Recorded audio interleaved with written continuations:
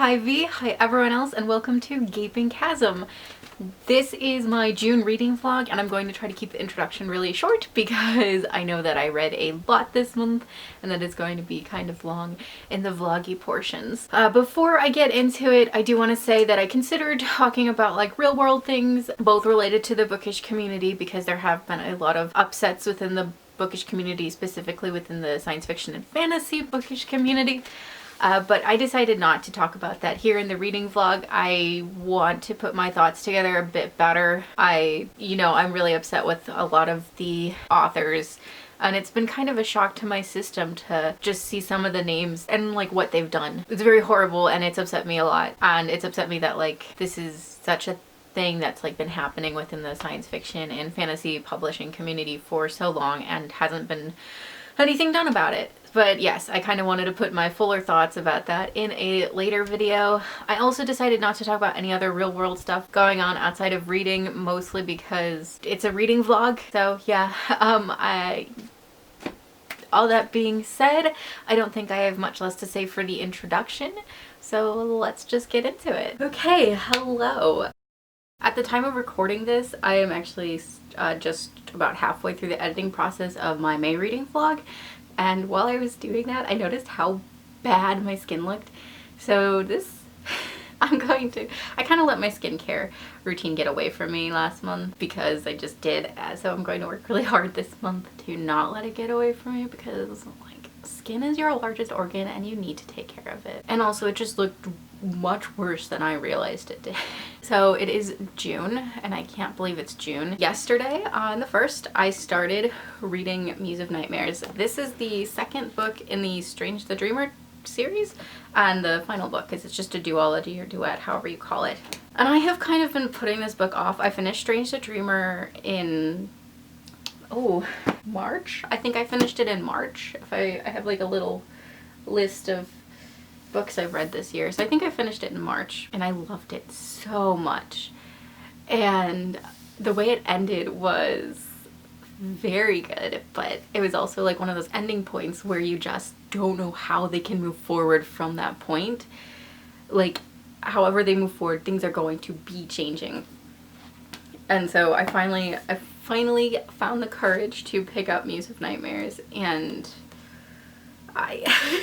I'm not very far. I'm only 58 pages. It's been a tense 58 pages though. I'm really curious. It's been very tense, but it's also been kind of slow, and we've had introduction to some new characters, and yeah, I'm really curious to see where it goes. The world is so cool in these books. And one thing I noticed since I'm editing the previous vlog is that I didn't really talk about what the books I was reading was about necessarily. And I want to do that more in this vlog. I'm going to try to stay away from spoilers as much as I can. So I'm not really going to be going into detail about like the events of this book or what's happening in this book. But I thought I would tell y'all, if you hadn't read Strange the Dreamer, what Strange the Dreamer is about. And this is the American paperback. They're both the American paperbacks. I have them in hardcover and paperback, and I would love to collect them in like every edition possible. So. But Strange the Dreamer. Laszlo Strange, war orphan and junior librarian, has been obsessed with the mythic lost city of Weep for as long as he can remember, but it would take someone bolder than he to cross half the world in search of it. Then a stunning opportunity presents itself, in the person of a hero called the Godslayer and a band of legendary warriors, and he has to seize his chance or lose his dream forever. What happened in Weep 200 years ago to cut it off from the rest of the world? What exactly did the Godslayer slay that went by the name of God? The answers await in Weep, but so do more mysteries, including the blue-skinned goddess who appears in Laszlo's dreams. How did he dream of her before he knew she existed? In the sweeping and breathtaking novel by National Book Award finalist Laini Taylor, the shadow of the past is as real as the ghosts who haunt the citadel of murdered gods. Fall into a mythical world of dread and wonder, moths and nightmares, love and carnage. Welcome to Weep. And it's really good. That description's actually pretty fair. This is a story about Laszlo, who you just heard about, and Sarai, however you pronounce it. Sarai lives in Weep, kind of. and Laszlo is an outsider and he comes to Weep. I feel like the Godslayer has come to like get people to help with a problem that Weep is having, that's basically killing the city, and Laszlo is brought on that journey. But the majority of the book does take place in Weep, and it's just the setting and the world building of this book is very cool. The magic is interesting. I mean, I don't want to say it's like unique magic, but it's really well done. And the Laini Taylor, if you haven't read anything else by her, she's also the author of the Daughter of Smoke and Bone trilogy, which is also really good.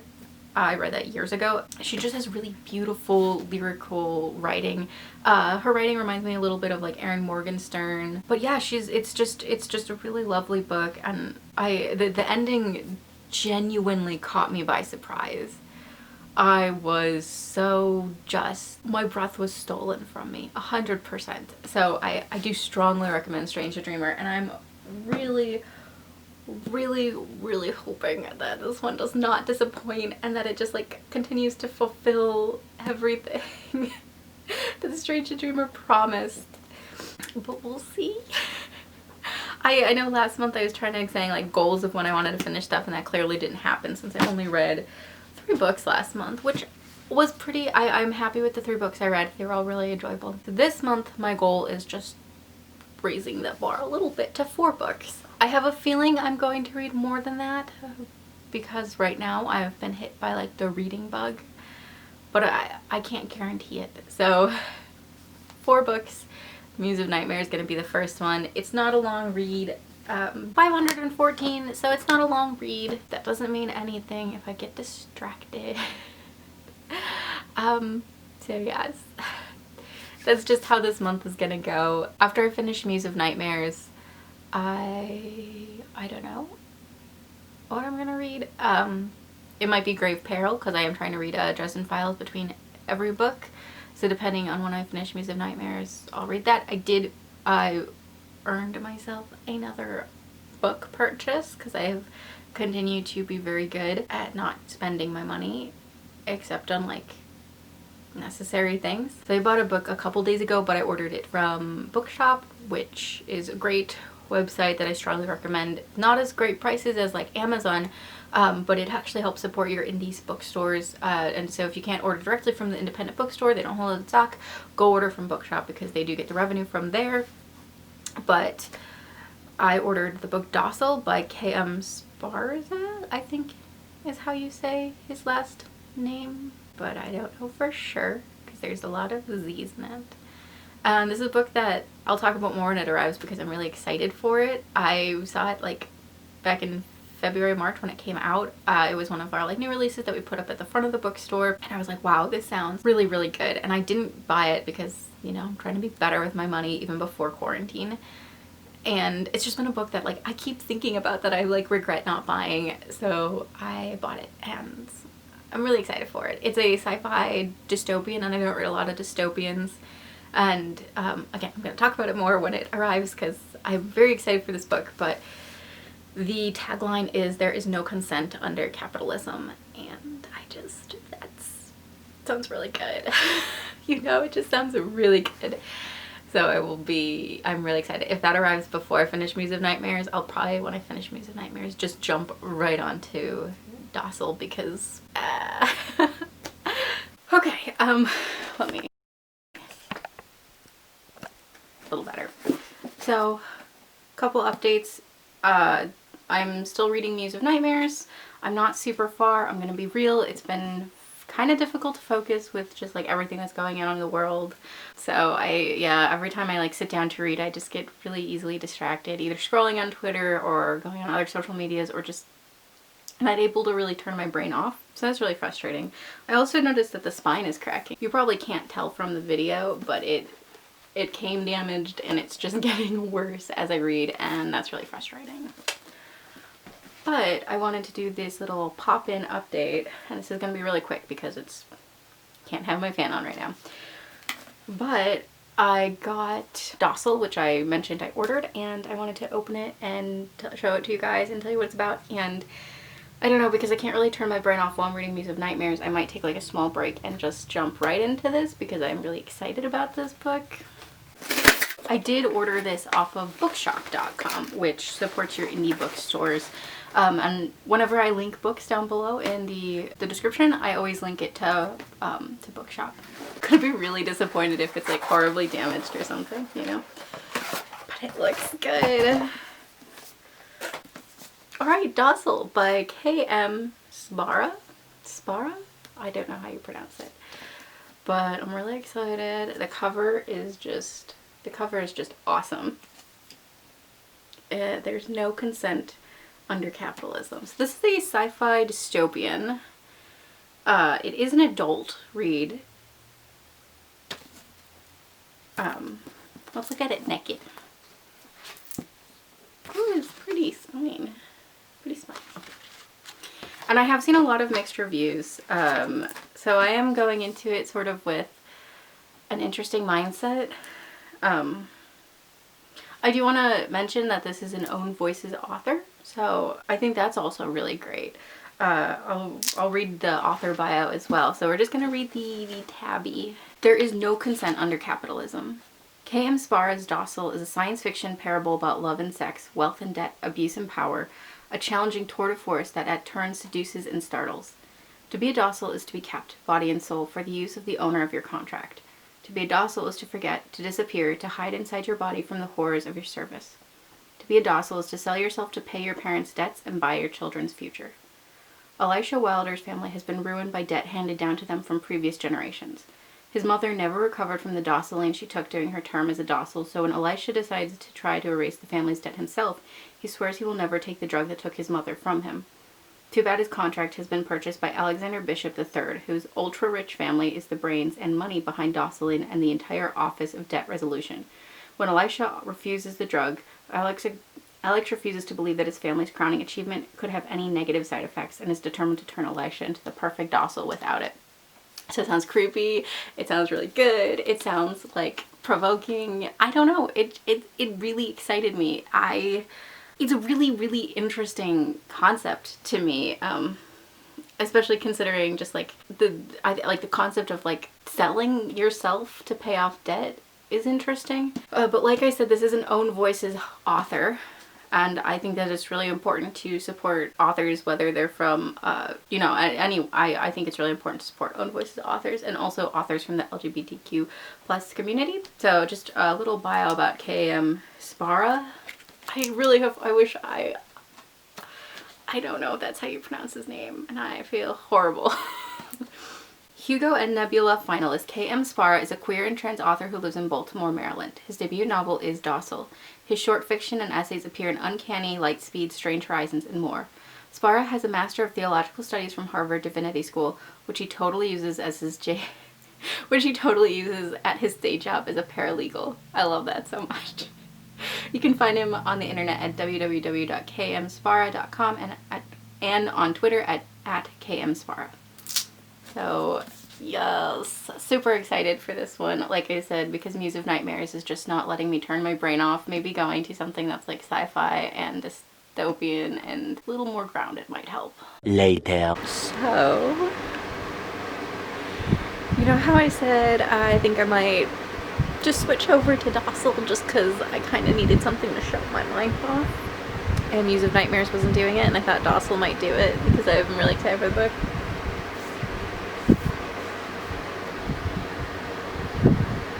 I'm on page 322. I know, it takes a lot for me to read a book this quickly. It's so good. I can't put it down. Like, it's literally only been a few hours since I made that video. The book arrived at like 2 o'clock today. I don't know what time it is. I lost track. But I started reading. I didn't even start reading it at 2 o'clock. I probably started it at like 3:30, 4. And I took a break for dinner, and I took a break because we went to my grandmother's to go celebrate her birthday. We did not exactly social distance, but it was not, we aren't worried. Oh, it's 11:30. So I've been reading pretty much all afternoon, and I know it's not that late, but I'm kind of making myself go to bed. But Docile is really good. I'm definitely gonna finish tomorrow. Oh my god. So I've seen I've seen mixed reviews for it, and like the concept of it being a romance where one character has a lot more power than the other, because basically Elisha sells himself into servitude. I don't want to use the word slavery because it's not the same as like historical slavery, so I don't want to compare. But servitude, and falls in love with the guy Alex who owns his contract, and there's definitely like problematic elements to that. And I've seen I haven't read too many reviews in depth. I've just kind of skimmed through them because I didn't want to risk spoiling anything. But I saw a lot of reviews talking about how problematic that relationship is. I'm not done with the book yet. I will say that it's not like ignored. The character Alex realizes that his feelings, well, I guess I'll put a spoiler warning up right before this. I mean, it's acknowledged that any emotions Elisha might have due to their relationship, they're not real, they're conditioned responses, like Stockholm Syndrome. I mean, I'm not done with it, but the book is working to take down the problematic aspects, if that makes sense. So I'll have like further thoughts when I'm done and when I have a review and everything, but I'm surprised that more reviews didn't mention that. I read it regardless because the book sounded really interesting to me. But yeah, I don't know how I can stress that this is like an insane amount of reading. I almost never read books this quickly. When I was really little, I would get like a lot of books from the library at a time, and then just zoom through them. And at some point I kind of started feeling like a glutton, or just like I was overdosing on the books or something, and multiple times would be like, oh, I'm reading this too quickly, and then put it down and never finish it on purpose because I was like, I just can't read it that quickly. And that's kind of just followed me. I do still, I don't stop myself if I'm reading a book really quickly, but I feel like I need to take breaks when I read. I can't just sit down and read cover to cover. It's just something I have a mental block for. And that's part of the reason I'm stopping now. The other part of the reason is that it is apparently 11:30, so that's kind of late for me. But I just had a couple intrusive thoughts while reading, which hadn't really been happening up until this point, but I had a couple intrusive thoughts that were just like, you need to get to bed now. So that's the big reason I'm stopping. It's really good. I honestly don't think that there's anything that could happen at this point in the book that would make me dislike, even with problematic elements and everything. I sometimes feel like to read that, and it's okay. It's also very angsty. It's hitting every angst point I could wish for so far. There's one more really big angst point that I'd love to see it hit, so we'll see. We might be past the really bad stuff, so that's also okay. But unless the ending somehow just crashes and burns, like Game of Thrones level crashes and burns, which I really can't imagine being the case. Yeah, Cam Sparrow will be an autobi author moving forward. Yeah, this book is just so good. I also, in general right now, if you saw my last reading vlog, you know that I didn't read a lot last month, and well, I'm hoping to read more this month. Last month I just had a hard time sitting down and reading, and this book has just, actually the last couple months I did my Throne of Glass reread in March. No, I did my Throne of Glass reread in April. I did read that pretty quick. I got through the whole series in a month, which is crazy. I didn't expect that. But that kind of, I feel like that's where I lost steam, just because, no, it wasn't even book hangover. It was just I had read so much that I lost steam. And the fact that I'm picking up steam, and like so much of it with just this one book is incredible and really pleasing. I have about 150 pages left, a little more. I will definitely finish it tomorrow. I have a kind of busy day tomorrow, so I'm going to try to prevent myself from reading until after everything is done. If I wake up really early, because some days lately I've been waking up at like 4 a.m. If I wake up really early, I'll probably just read. Oh god, I am really concerned that I'm gonna have like major book hangover after this. God, I hope not. Okay, it's 9:27 on the 5th. First of all, I didn't know it was that late in the month, but second of all, yesterday was, well, okay, I finished Docile. I can't believe I finished it so quickly. I have lots of thoughts about this book. I loved it. I think I am gonna say it's like a 5-star read. I'm gonna sit on that thought for a little bit, and I'll do like a proper review at the end of the vlog like I did last month. But let's just say I loved it. I know yesterday I was like joking about how unless the ending totally messes up, like this is like K.M. Sparrow is gonna be like an auto by author. The ending was not completely messed up, and there really was no way that could have happened. The ending was really, really good. There was a moment like right before the final chapter where I was like, oh my god, wait, I need like more closure or something, I guess. And I got it. It delivered. I was worried it wouldn't, but it did. It was so good. Oh man. I guess I'm gonna just caution that these are like light spoilers. I'm not gonna go into detail, but I do want to just talk about a few things that happen in the final third of the book. So it is gonna be a spoiler warning. And I'm gonna start with the least spoilery things I want to talk about, and then really there's only like one more spoilery thing that I like actually might ruin some stuff. So I want to say this book, I feel like I've seen a lot of reviews and people talking about it negatively, saying that it really romanticizes a romantic relationship. I think it doesn't.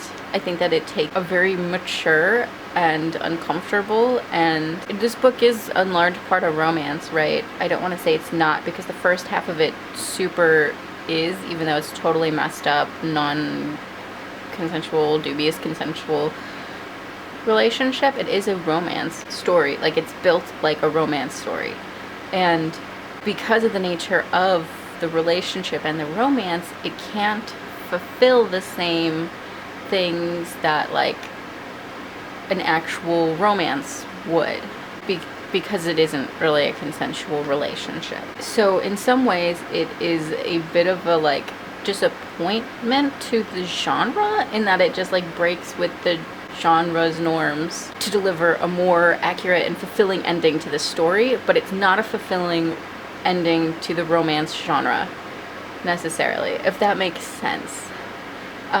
But that 100%, that is definitely the right track that it should have gone with. It stuck to its story and its heart and what it was telling, more than generic conventions. So super kudos there for landing the mark. I guess I shouldn't qualify it as a romance story. It's like not, but it is. It's kind of complicated. So I did want to say that it's super fulfilling, but also there were moments where I was just like emotionally rebelling against it, because I was like, I almost wish it could be just a happy-go-lucky fairy tale romance ending, even though obviously that's not the relationship that this is built on. So the book is kind of being a little meta and sort of playing with the reader and manipulating the reader in a very similar way to, no, not a very similar, but in a way, it's manipulating the reader into caring about and valuing Alex and Elisha's relationship very highly, and even though it's very clear that it's not a healthy relationship. Yes. I'll go more into it in my proper review at some point, but I just wanted to say that I appreciate that the book was ballsy enough to just like be honest. Honest with the reader in the delivery of the ending. And that's not to say that it's not like a happy ending. I am very satisfied with the ending. I think it is a happy ending. I think that it is... I'm always like mixed when it's such open-ended things, especially when it's a novel. I feel like I haven't read like just a standalone novel in a while. So this is the first one in a while, and it is great. I should read more of them. This was super fulfilling, not gonna lie. To like actually have a whole story in one book. And it really does feel like a complete story. It definitely feels like the world is big enough to tell more stories, but like from the outset, this is a very, I don't want to say small story, intimate story.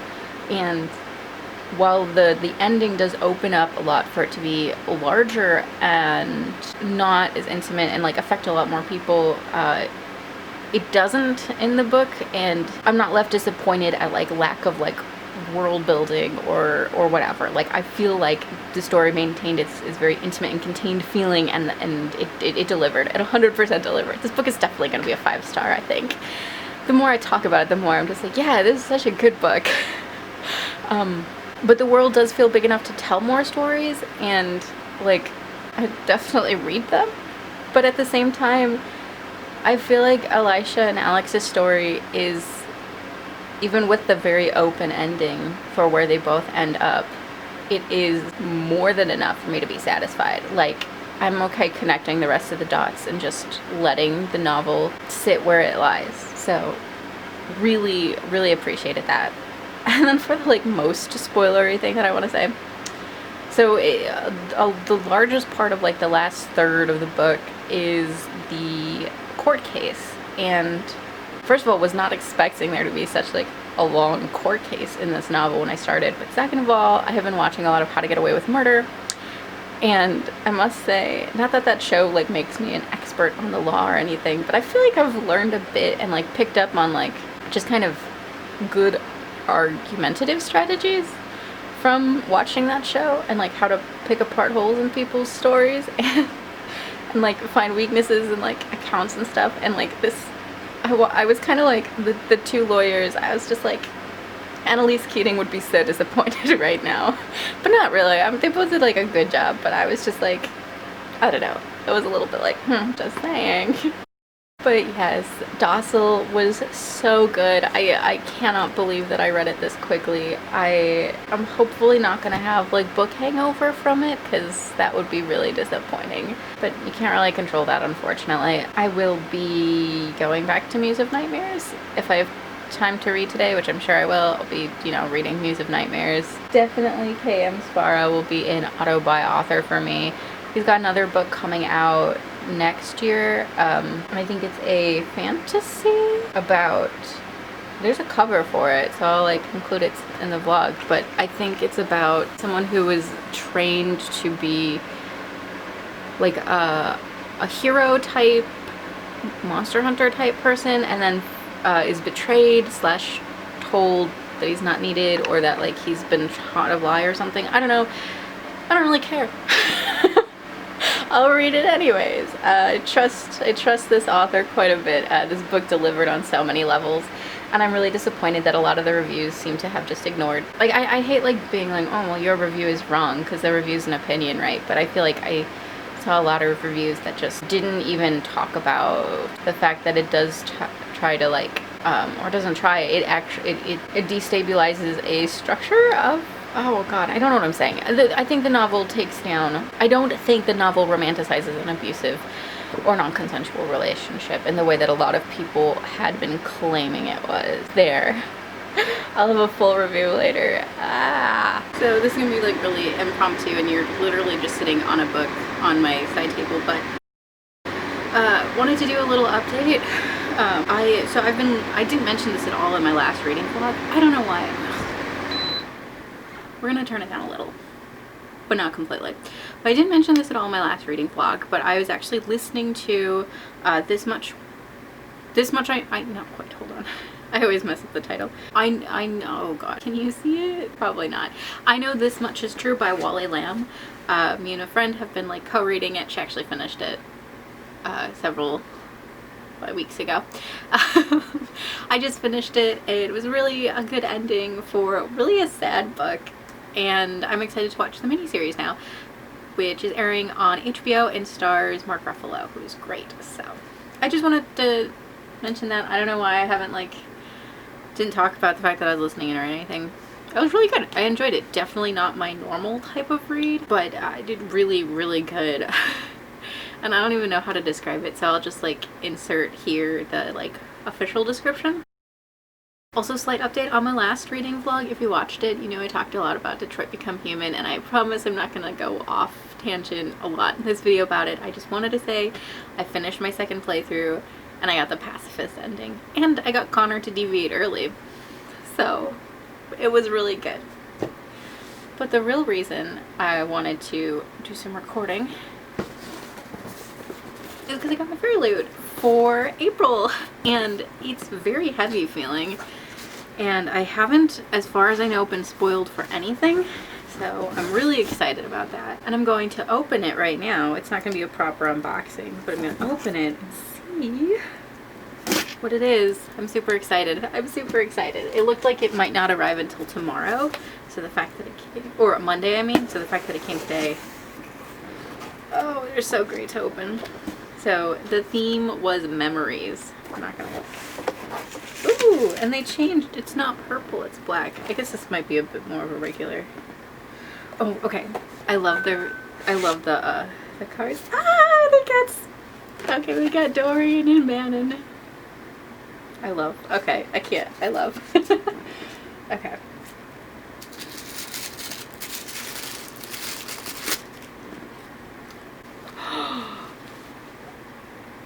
Oh. Oh my god, it says Court of Terracin. Oh, it's gorgeous. On the back it says, so they can look up at the sky no matter where they are, no Terracins with them. Referring to the constellation. Oh my god. That's pretty. So they do the secret book, which is a little fake book you can put on your shelf. This is volume 3. Very pretty. Oh! Is it to put pins on? That's dope. And now for the book. I can already see that it's got stained edges. Ooh! Alright, the book is Incendiary by Zoraida Cordova, which I've seen a lot of online. This is a much better cover than the American cover. I hate the American cover. I've wanted to read something by Zoraida Cordova for, I think I'm probably pronouncing that wrong, but I've wanted to read something from her for a while. Oh, this is exciting. Okay, I'll just read the description real quick. Renata was only a child when she was kidnapped by the crown. As a memory thief, the rarest and most feared of the medical Moria, she was used to carry out the king's wrath, a siege that resulted in the deaths of thousands of her own people. Now Renata is one of the Whispers, a rebel spy working against the crown. When Des, her commander, is the boy she's grown to love, is taken captive by the notorious Principe Dorado, Renata must return to the palace and complete his top-secret mission herself. Can she keep her cover even as she burns for vengeance against the brutal, enigmatic prince? Her life and the fate of the Moria depend on it. But returning to the palace stirs memories long locked away. As Renata grows more deeply embedded in the royal court, she uncovers a secret that could change the fate of the entire kingdom and end the war that has cost her everything. So, oh, this is real exciting. And just, my room's kind of a mess, but... So, there we go, the secret book, the pin holder, the tarot card. There's also this washi tape, this pin, and these really cute, one hand's hard, emoji stickers for while you're reading. Then, of course, the bookmark and things. Yeah, ooh. Super excited for that. I am very happy the fairy loot came. I've been really excited for this one. Yeah, and they're probably going to be sending out the May ones very soon. And then by the end of the month, we'll also get June. So lots and lots of fun stuff still coming. I did it. I'm halfway. You probably expected me to say after I did it that I had finished it, but no. I'm halfway and I'm really enjoying it. The first half was kind of slow. There was a lot of important stuff happening, but I just wasn't interested. I don't want to give too many spoilers about what is happening right now, but in book one, I really loved all the side characters, and I'm glad that we're finally starting to spend more time with them, and specifically Theon? I've been calling him Theon. I don't know how it's actually pronounced, but Theon Nero, whatever. He's quickly become, I mean, I really enjoyed his character in book one, but I'm really loving his character in book two. I really like the character arc he has, and how he almost feels like in book one he's being set up to be like a villain, but then you realize like he's not. He's just like antagonistic to Laszlo a little bit, and like really an insecure person. And I really like that this character development track that he's on, where he is becoming very self-aware of how his life could be very different. He also, I think it's interesting, if this were a different like type of story, he very easily could have been the main character of it, because he's like all these like traits and falls into a lot of tropes. And in general, just like with all the side characters, I feel like they each could be a main character of a story, which is not something that every author is able to land when building characters, so like kudos to Laini Taylor for that. But yes, halfway, hoping to get more time to read even later tonight, because it is like the evening, and yeah, just thoroughly enjoying it. Okay, I just wanted to like say before I get too much further, and I think I am gonna finish tonight. And if I do, I'll like check in, be like, what happened? It's so good. It's so good. I'm so in love with this book, and just I don't even know how to express everything I'm feeling. I just wanted to like make it clear how much I am loving it. I'm on page 444 of 514, so I'll definitely finish it today. Oh my god, it's just so good. I think I've like screamed at it so many times. None of them have been caught on camera, but I loved Laini Taylor's other series, Daughter of Smoke and Bone, but I was a little disappointed with the ending. So she wasn't like an auto-buy author when Strange the Dreamer was coming out, but yeah, she definitely will be, because this series is just phenomenal. Probably like the best YA fantasy series I've read in a while. I love Throne of Glass for very different reasons than I love this series, but like just ingenuity wise, and like how smartly and well written it is, it's by and far the best. I'm just gonna say that. So my bedhead might be confusing, but it is almost 11 o'clock today. I can already tell today's gonna be like a weird day, and I don't know why, and it just, so anyway, but I did finish Muse of Nightmares last night. It was so good. Borderline perfect book. If the beginning weren't so slow, I would say it is a perfect book, but it was just a really slow beginning. I did start Grave Peril by Jim Butcher. This is the third Dresden Files book, and I'm not, it's a reread still, not very far. I think I read the first 3 chapters, and oh my god, I just immediately forgot how much I loved this book. This is the one that like convinced me, like it sucked me into the series, and I've never looked back. I've never like regretted for a moment. I was like laughing so hard during chapter 1, because this is the book that introduces Michael Carpenter as sorry, I clicked something. It introduces Michael Carpenter, who's one of my favorite characters, and Thomas, who's another one of my favorite characters. So Michael's in the first chapter, and it's just like probably the best beginning to one of the Dresden Files. And I was just laughing so much while reading it, because it's just iconic. And when I went to say good night to my mom, she was like, were you on a Zoom call with someone? I was like, no. And she's like, you just sound like you're having a good time. I'm like, it's just a book. But just to read the back of it for you guys. Harry Dresden has faced some pretty terrifying foes during his career. Giant scorpions, oversexed vampires, psychotic werewolves. It comes with the territory when you're the only professional wizard in the Chicago area phone book. But in all Harry's years of supernatural sleuthing, he's never faced anything like this. The spirit world has gone postal. All over Chicago, ghosts are causing trouble, and not just the door slamming, boo shouting variety. These ghosts are tormented, violent, and deadly. Someone or something is purposely stirring them up to wreak unearthly havoc. But why? And why do so many of the victims have ties to Harry? If Harry doesn't figure out soon, he could wind up a ghost himself. So, yes, great book, great beginning. It just starts so well. Like the first line, let me see. Well, I guess the first line's not that great, but the first chapter is just fantastic. And in other news, you're gonna hear me complaining a lot less about the heat in here because good news, not this. This is my air conditioner. I finally got it up here cleaned off and already, and it's quieter than the fan, so I hope it doesn't mess with the audio too much. But look at it. It's my favorite thing in the whole world. Not gonna lie.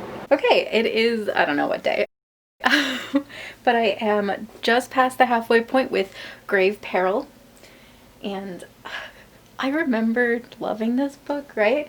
I didn't remember how much. It is so good. So much has happened. If you plan on reading the series and also don't want to get spoiled, I guess look away because I just want to catch you up with like what's happening.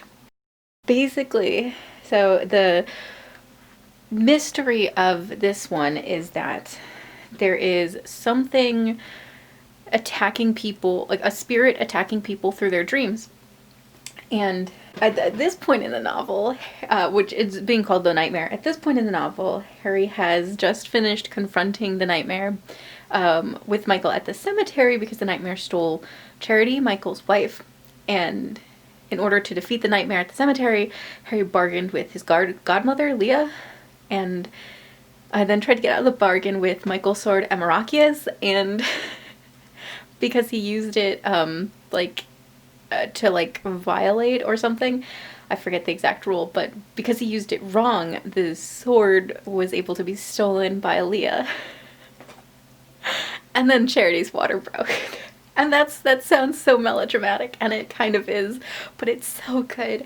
This is, oh my god, such a good book.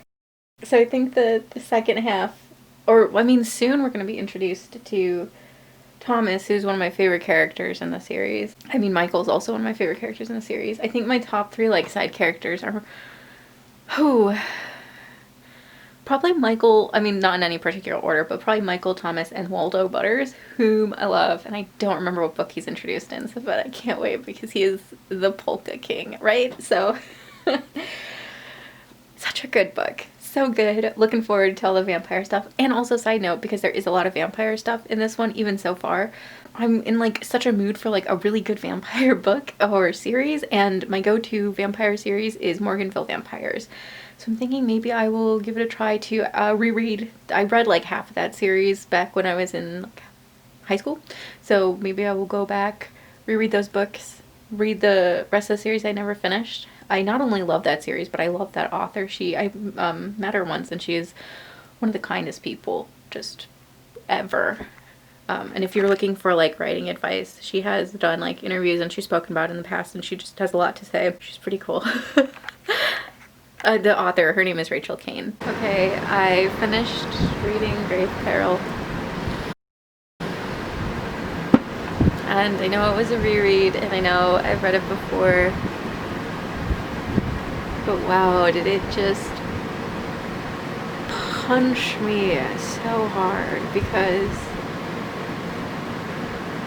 the ending is so much sadder than I remembered it being, and so much darker and harder to get through emotionally. And even knowing where the series goes later, it was still really hard to read the end of this one. Really good. I do love this book a lot, and I do love this series a lot. One thing I really didn't remember, and maybe it just didn't process when I read it because it's not explicit you know, it's pretty clear to me now, but when I read it the first time, I very likely just glossed over it, didn't take it in, but I forgot that there was a rape scene in this book. And that was also really, well, that was part of what made the ending really hard to read, but yeah, I completely forgot that happened. I will say I appreciate that it was so subtle. I guess subtle is not the right word, but it is very much just depicted as an awfully horrible thing, but it's not depicted at all explicitly or in very clear terms, so that I feel like that lessens how much harm it can do the reader. So I do appreciate that. Yeah, this book is even better than I remembered, and even sadder and even harder to get through. And I look forward to continuing my reread of this series because it has been such a pleasure. Okay, reading update. I finished Grave Peril. I think I talked about that already. And I was going to read Song of Achilles. That's what's called, Song of Achilles, next, but it hasn't arrived yet, so I cannot get to that. And I had a hankering for vampires, so I picked up The More Evil Vampires Volume 1, which is a reread. I love this series. It's probably my favorite vampire series. I never finished the series, but I do have the first 4 bind-ups, which is the first 8 books. And that's as far as I read the first time. So I'm going to be rereading them, and so yesterday I started book 1, which is Glass Houses, and I got to, so, let's see. That's where Glass Houses ends. So I got a little less than halfway. I got like a third of the way through. Really enjoying it. I forgot how much I loved these characters, and it's just like really comfortable being back with them. And the squad in this book is just great. Michael, Eve, Claire, and Shane are a fantastic friend group. But as I was reading it, my order from Amazon came in, which was really exciting. I wasn't sure where they were going to put it because we were redoing the driveway, but they actually kind of camouflaged it, which was really nice. And I sort of themed it around, well, one of the books I bought, both of the books I bought are queer. One of the books I bought on purpose it was a thing we were doing. The bookish community, were doing like a Blackout the bestseller list thing to support like Black authors. So that was double reason for buying one of the books. But one book I bought was Red, White, and Royal Blue, which I will be reading soon. I want to read Song of Achilles first. Well, okay, we're going to get into reading order real quick. But the other one I bought was Wicker King by Kay Ancrum, who I've seen this book toted around a lot on Book Insta, which is the reason I got it. It is I'm almost done with it, and it's very weird and very hard, and I don't know how to process it correctly, and I feel like it's a book that I'm going to have to spend a lot of time thinking about, but we'll see. I guess I should actually read the description for you guys. August is a misfit with a pyro streak, and Jack is a golden boy on the varsity rugby team, but their intense friendship goes way back. It's something they keep for themselves, and they rely on each other for survival. When Jack begins to see increasingly vivid hallucinations, August decides to help Jack the only way he knows how, by believing him and believing in the fantasy kingdom that creeps into the edges of the real world. Jack leads August on a quest to fulfill a dark prophecy, and together they alienate everyone around them as they struggle with their sanity, free-falling into a surreal fantasy world that feels made for both of them. In the end, each one must choose his own truth. So, it's an intense book. It also does this really cool thing. I don't know if it's showing up, but like obviously the pages start white, but as the book progresses, we'll see if I can, it gets like darker. Reverse that. Darker. You know? So until it's pitch black. It's an intense little book. I'm definitely gonna finish it today. I will review it. I don't know, I'm enjoying it, but I'm also just like having a hard time processing it as I read it. It's got a gorgeous cover. I've already taken some Book Insta photos of it, which is exciting. So, reading order. Wicker King, as soon as I finish that, finishing Glass Houses, and I mean, the only thing you have to know about this series is that it's a town completely run by vampires, and Claire starts going to college there and doesn't know anything about it, and then gets like swept up in the town. There's not much else to really explain about this series. It's great. After this, hopefully Song of Achilles will be here. If it's not, I am either going to pick up God's Grave. That's books, yeah? Yeah, God's Grave. Or I'll pick up Red, White, and Royal Blue. We're gonna see how I'm feeling. I'm kind of leaning closer towards God's Grave, but because I took a poll on my book Insta. I was like, should I read Red, White, or Royal Blue, or Achilles, or Song of Achilles next? And the winner was Song of Achilles, so I feel bad picking this up. But I will probably drop everything to just read Song of Achilles when it gets here. So yeah, my reading has just kind of done this really weird thing. So yeah, I think that's catching up on everything. Okay, I have no idea what I was talking about the last time I checked in or what I was reading or anything. It's been a couple days of just feeling like I'm on the edge of burnout, and then yesterday finally kind of hitting a tipping point and becoming very overstimulated by just the world in general. So I wasn't doing much recording. But I think at the time I was reading Wicker King. I have since finished Wicker King. I really liked it. I'll do a more full review of it. I think to like sum it up real quickly now, it feels very much like a punchline book, which is just a term I use internally. But basically there are some books that I feel like, while like this isn't a bad thing for a book to be, okay? So punchline book is when the book is building up and maybe it's really interesting and maybe it's really fun and great to read along the way, but what you're really reading for is the payoff in the last couple pages, and you're not really... Oh, it's so hard to explain. I'll try to have a better way to explain it when I do my review at the end of the month. But like, I feel like as much as I might have enjoyed the bulk of The Wicker King, it's the ending that makes the book worth reading. And I've had books like this before. I think most notably I feel this way about The Ocean at the End of the Lane by Neil Gaiman, which is a great novel, but I think it's a great novel because of the ending and not really because of anything else. So, punchline books, that's what I mean when I say that. And then I know I had talked about waiting to read this book until after I read Song of Achilles, but I ended up just reading Red, White, and Royal Blue by Casey McQuistion. Oh my goodness.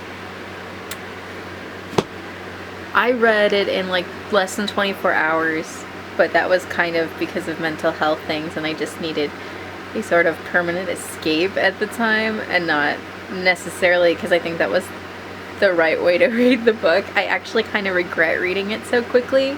I did really enjoy it. I think I gave it 4 stars, and I'll try to do a more full review for it as well, but I kind of think it's a book that's worth savoring a little more than I actually did. But I did enjoy it. It was good. It was really weird to read like a romance novel, because I don't read a lot of romance novels that are like just straight up romance, so that was kind of weird, but I enjoyed it, so I'm not complaining. And then instead of just continuing on with Glass Houses, I decided to just kind of continue the trend of reading books for Pride Month, which wasn't planning at the beginning of the month. It just kind of happened, and I'm not regretting it. And I picked up Red Scrolls of Magic to reread. This is the Water Sense edition because it's so pretty. I am part one, and I love the Shadowhunters books, and I love Malik. I think I unironically will express that I think they're the most iconic YA couple. So, you know, do that what you will. But even if you've never read those books, I think you know who Malik is. So, but yeah, I decided to reread it. Book 2 is coming out later this year, and actually Illumicrate is doing a hardcover printing of the new cover of Red Scrolls of Magic, which is the only place you can get a hardcover printing of that book. So I did order that just because I need it for my collection. I already have like 3 copies of book 2 ordered at this point, because I ordered the hardcover copy going through Illumicrate just so it would match book 1. And then I have the hardcover going through just regular American, so like the regular American one, so that I can do the inverse dust jacket on that one so it matches my original hardcover of Red Scrolls. And then I have the Waterstones Rune edition pre-ordered as well. So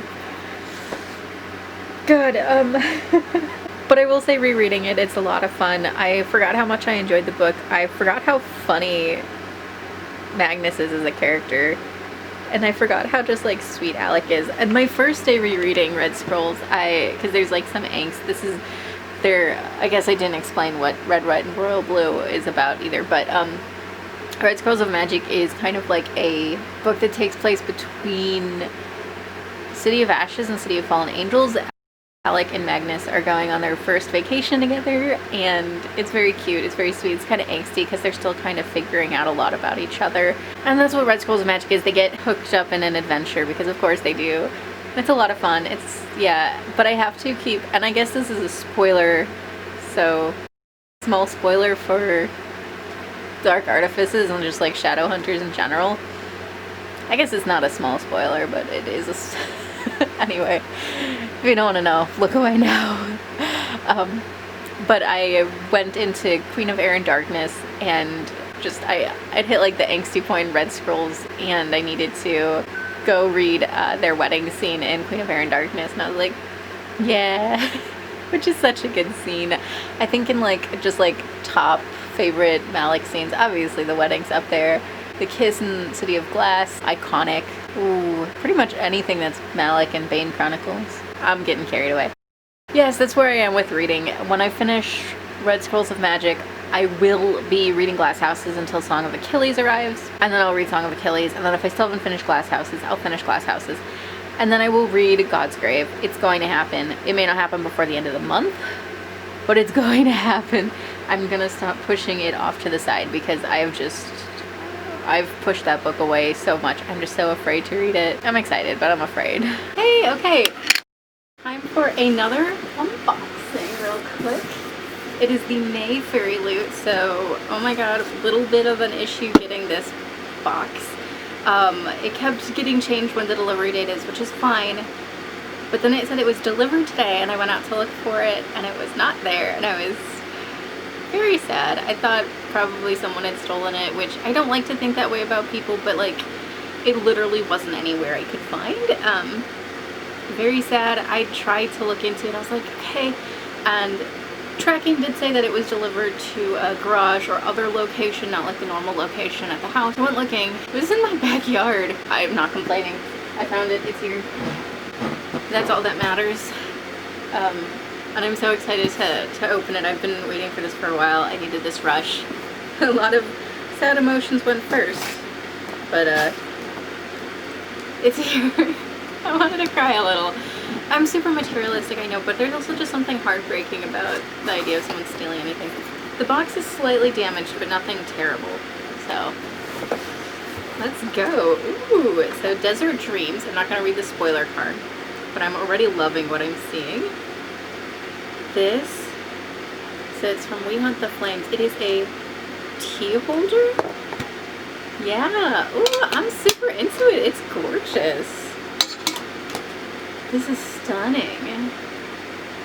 It says, "We hunt the flame, delight in the darkness, the good this world deserves." Is it a quote or is that like something else? I don't know. I haven't read the We Hunt the Flame yet, but this is gorgeous.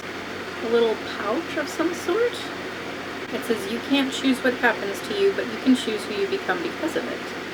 The Forbidden Wish, Jessica Corey. Cute little pouch. Very silky. Oh, a spoon! Oh wow, this is so gorgeous. I don't know if it's gonna... I won't. There's no such thing as just a story. Owen Hamilton. From the Rebel of the Sands trilogy, which I love. This is awesome. Ooh, this is gonna be fun to take pictures of. Candle. Ooh, it smells really good. So this is Tribal Desert, inspired by An Ember in the Ashes by Saba Tahir. It's by Wiccan Fable. It's a tiny little guy, but it is gorgeous smelling. I don't know what this is. Oh, a tea towel. I love tea towels. It's a big one too. So it says, "Often the mightiest things have the humblest beginnings." Essay Chakraborty. So this is from the Devbad series, which I haven't read yet. Really cute towel. Ooh, Magic Desert Sand Triple Blend Luxury Bath Salts. Sandalwood scent. I love bath salts. I love things you can use in a bath. so much. They mean so much to me. And then our tarot cards, which I have actually seen, because people had been posting pictures of them, but I knew who they were going to be just like by like figuring it out myself. They're gorgeous. It's Aylin and Rowan. I love these so much. Oh, they're so pretty. And time for the book. I have no idea what it was. The description wasn't something that it was like a book I could guess. I don't think I've been spoiled for it. I don't think. Let's see.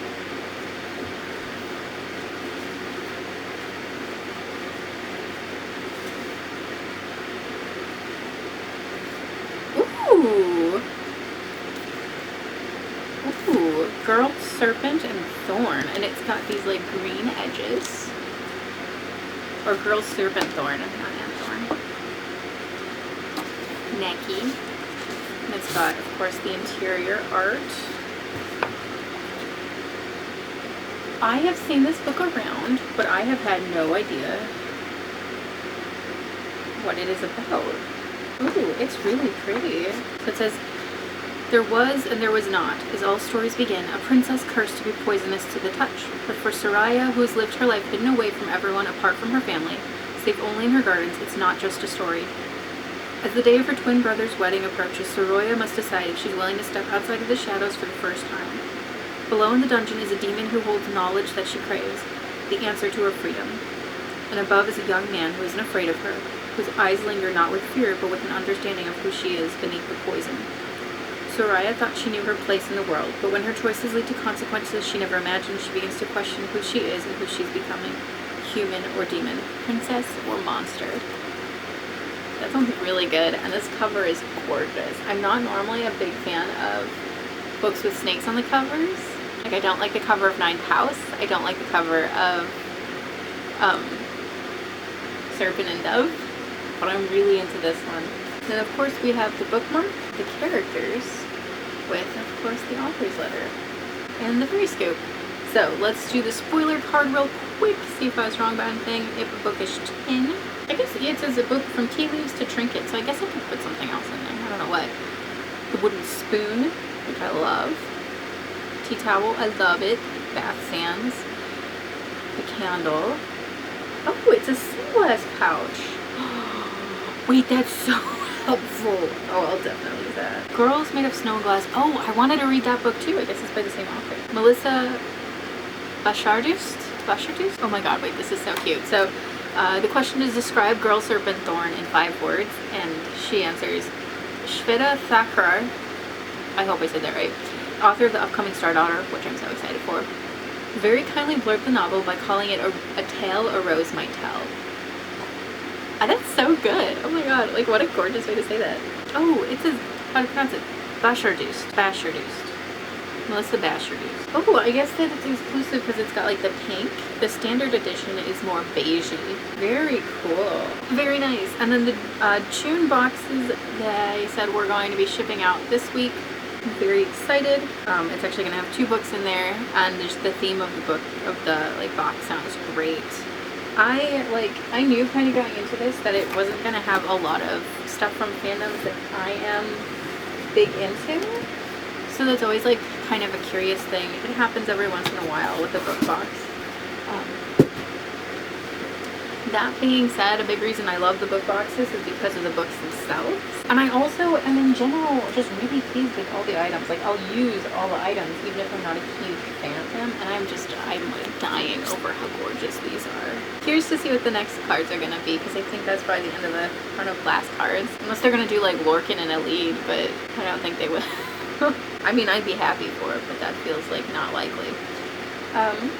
But yeah, I'm really happy with all these items. I think they're all gorgeous. I will definitely be taking pictures to post on Insta, so follow me there if you're curious to see what those photos are going to look like. I probably won't take pictures until next week, just because normally I take pictures on Tuesdays and Thursdays. Tuesdays are for when it's like a box of some sort. Thursdays are for planned in advance. Yeah. Super excited, and the book looks really good. It looks really, really good. I'm so glad it wasn't stolen. All right, we are reaching the end of the month now. And I don't know how many more of these little like clips I'll be doing or how many more books I'll be finishing, but oh my god, I've read so much this month and it's just been so good and I feel like such a pleasure. I finished rereading Red Scrolls of Magic and it was a great reread. I'm really glad I did that. Did I say that already? I'm not sure if I updated about that. And then I did also finish rereading Glass Houses, another really great reread. Thoroughly enjoyed that. Although the ending came a lot quicker than I thought it would. Like the book, it was good, and rereading it, I do remember that. They're very short books. Like they feel more like episodes of like a television show than like a novel necessarily. But we're gonna do Song of Achilles now. I'm 2 chapters in. It is beautifully written.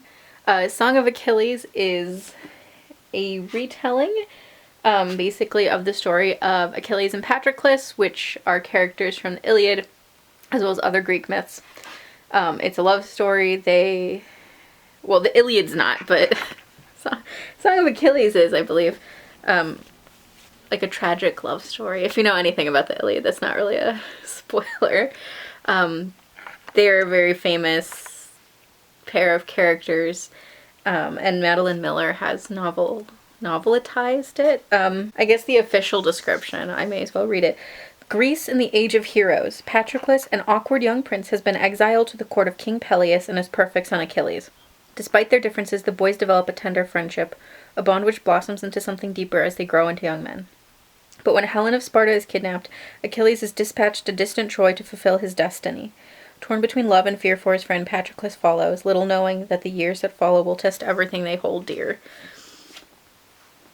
So yes, I wanted to read this book for a long time. Everyone who's read it pretty much raves about it. I'm a big fan of the Iliad in general. It's my favorite work by Homer because I hate the Odyssey. But I genuinely love the Iliad, and if you've never read it, I'd say give it a chance because, especially if you like fantasy, because I would say it's like the same scale type thing as like Game of Thrones. Yeah, I would. It's really good. Yes, so Song of Achilles, my plan is to finish it by the end of the month. After this book, I will absolutely be reading God's Grave. That is definitely going to be my next read, whether it is this month or next month. I'm not going to let myself get distracted by anything else on my way to reading that book. Okay, I finished Song of Achilles, and I'm pretty sure that is the last book I'm going to end up finishing this month. I loved it. It was 5 stars. I was ugly crying for a bit because my heart was just in tatters, even knowing how the book, or not the book, but how the story of Achilles and Patroclus ends and everything. So I've read a bunch of books this month, and I'm sure I will talk about them in the outro wrap-up portion of the vlog. I know I probably, well, I don't know because I don't remember everything I say in these little segments, but I probably said I would do a full review of a book because that's kind of what I did last month. But these are kind of like works in progress videos right now where I'm still learning everything I want to do in them. And I think I'm going to hold off on doing a full review. I will still probably talk about every single book I read in the outro. And I do talk about all the books I read on my Insta, so I do recommend checking that out. But I think what's going to happen is I'm actually going to put up a video that is going to have the reviews separately. And I don't think I'm even going to review every book.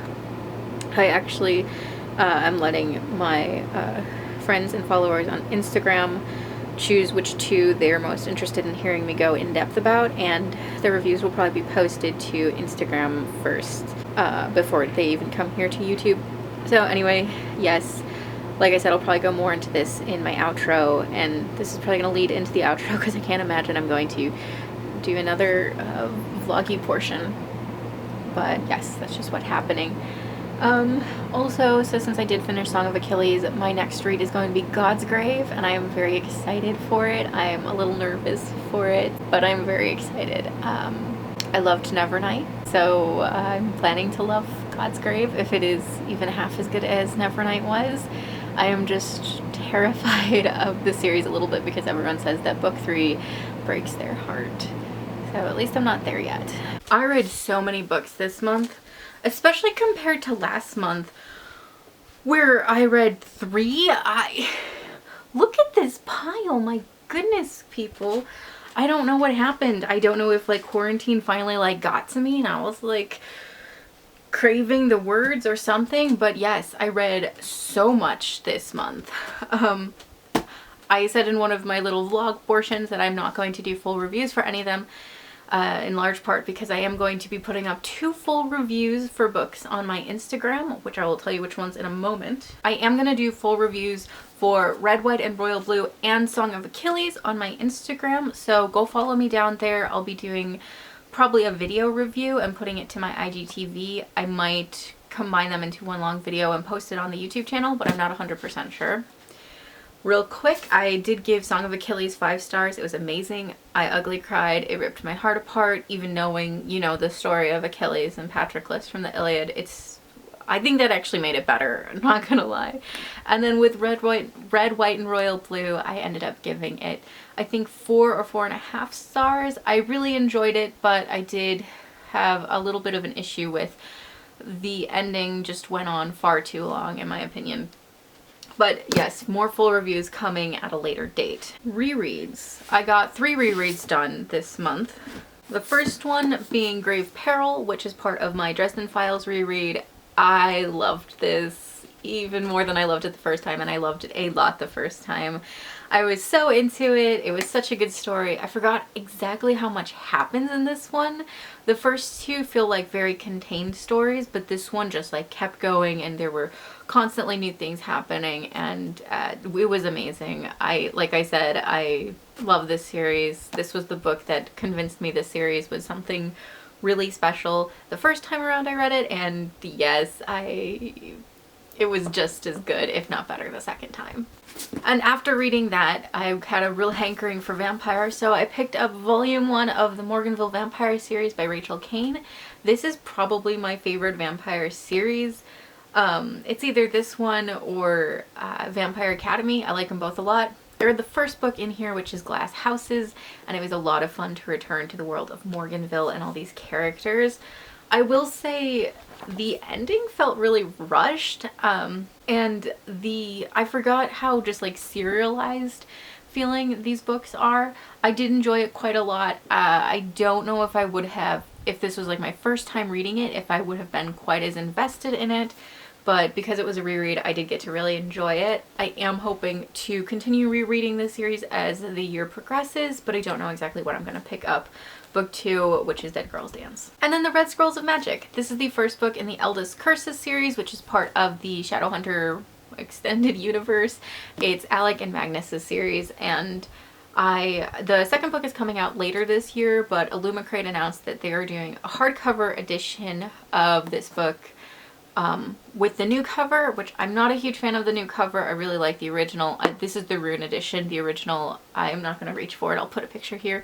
I think it's just gorgeous, and I think it's a shame that they're repackaging them, though luckily they are going to have a reversible cover so we can have a matching cover for the second book. So thank you for doing that, publisher. But they announced that they were repackaging the first one as an exclusive Illumicrate hardcover with the new cover. And anyways, I just got really excited for the second book coming out and decided it's Pride. I've already read a lot of queer books. May as well just continue the trend and reread Red Scrolls of Magic. And I loved it. It was a great time to reread. It reminded me how much I love Magnus as a character and Alec as a character, and then just them together. Yeah, great reread. Looking forward to book 2. And then books that I read for the first time was really good. I mean, obviously Song of Achilles and Red, White, and Royal Blue were also books I read for the first time. But here we have Muse of Nightmares by Laini Taylor. This was book 2 in the Strange to Dreamer duet, and it was so good. In some ways, I think it was even better than book 1, and in other ways, I liked book 1 more. Really complicated, but 5 stars. It was amazing. I can't wait for whatever Laini Taylor puts out next. I loved her Daughter of Smoke and Bone trilogy, but that didn't make her like an auto-buy author for me, but this duet definitely did. Everything is wrapped up really well, and the open ending, which sometimes I would complain about, I think is really brilliant and perfect for this series. My only major complaint is that the beginning just felt really drawn out, and I wasn't as interested in the beginning stuff. I think because it really just focused on one section of the characters, and it was just like a really frustrating situation they were in. And I really like when the book stretches out and focuses on more than just like Sarai and Laszlo, but has like all the side characters like Theon and Azarine and Errol Fane and all those characters as well. The Wicker King by Kay Ancrum. This book is, I really liked it. I'll be real, I did really enjoy it, but at the same time, I wanted to like it more. Maybe that is like really conflicting sounding. I think I ended up giving it like 3.5 or 4 stars, something like that, because I did enjoy it. I thought that what this book was saying and what it was talking about was really important. And I really think that it's a book that more people should pick up. But that being said, every time I see a review for it, I feel like it is glowing reviews. And it just sort of missed the mark for me a little bit. I'm not 100% why. Maybe because it is more of a contemporary novel and I'm just not a big reader of contemporary stuff. Yeah, I don't know why it just missed the mark for me. And being like a wonderful 5-star read, as it seems to have been for a lot of people. I did really like how visually the book looks, because the pages get like darker. I did really like the characters. The cover is gorgeous. Like, I could take pictures of this cover forever and be satisfied. Something was keeping me from it being the like great book that a lot of people claim it to be. Kay Ancrum does have another book out, which is a sci-fi, and I do really want to read that. Hopefully I will, by the end of the year, pick it up. Also, fun fact, she's actually from Chicago, which I think is really cool, so she's kind of a local author. So, love that. And then last, and certainly not least, because this was definitely my favorite read of the month, and you probably know what it is, Docile by K.M. Spara. I love this book so much. I think the further away I get from it, the more I appreciate and love it as well, because it's just sort of one of those books that is seeped into my unconscious, and I will think about it all the time, even when I don't realize I'm thinking about it. It was just so good, guys. I cannot recommend reading it enough. It definitely can be triggering, so do keep that in mind. But it is just phenomenal. I'm not doing a full review of this one, in part because no one voted for it, and in part because I don't even know if I would have the words to properly describe everything I feel for it, so I'm kind of glad that people didn't vote for it to be the book I reviewed. It's one of those books where I'd probably just like scream at you the entire time and be like, read it, read it, read it. So yeah, that's just how I feel.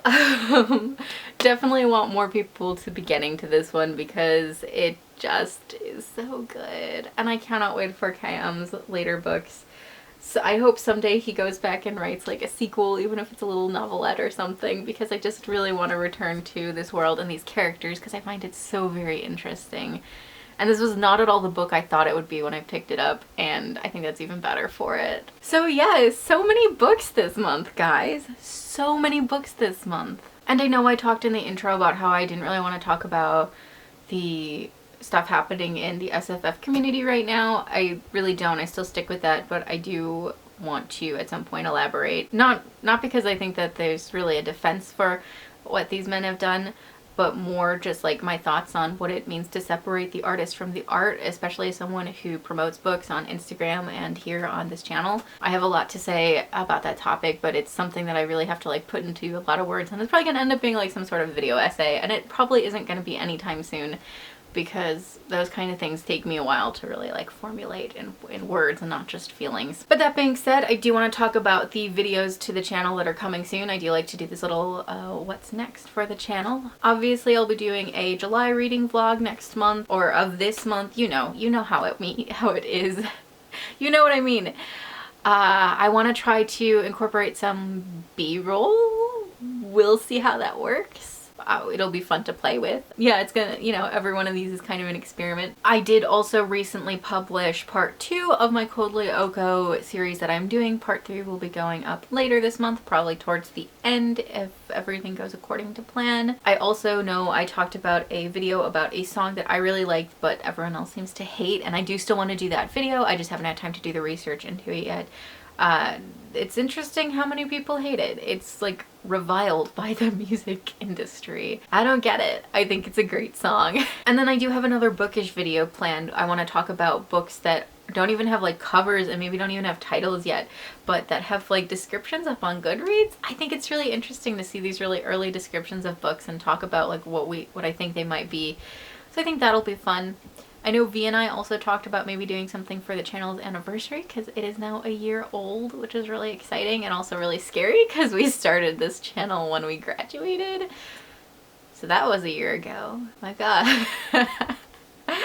And then of course there's a new Disney Plus original movie coming out later this month, and I'm not talking about Hamilton. I'm super excited for Hamilton. I'm not gonna do a video about Disney Plus Hamilton though, because it's not really an original Disney Plus movie. I'm so excited for it though. I'm probably gonna watch it like 5 times, like opening weekend. Not even kidding. But the Secret Society of Second Born Royals, I believe, drops later this month, so I will try to get a video review up about that, similar to how I got the review up for Artemis Fowl. Which also, if you haven't checked out that review, I had a lot of fun doing it. Maybe go check it out. And that is all for me. I hope you enjoyed this vlog. I know I read a lot more this month, so if you've read any of the books that I talk about, if you're interested in reading any of the books I talked about, comment down below. I'd love to start a conversation. I'd also love if you went and followed me on Instagram, where I pretty much only talk about books. So if that is your jam, go check it out. I will have that linked in the description below as well. Do not forget to like and subscribe, especially if you want to see next month's reading vlog or any of the videos that I mentioned. Goodbye V, goodbye everyone else. I'm gonna go have lunch.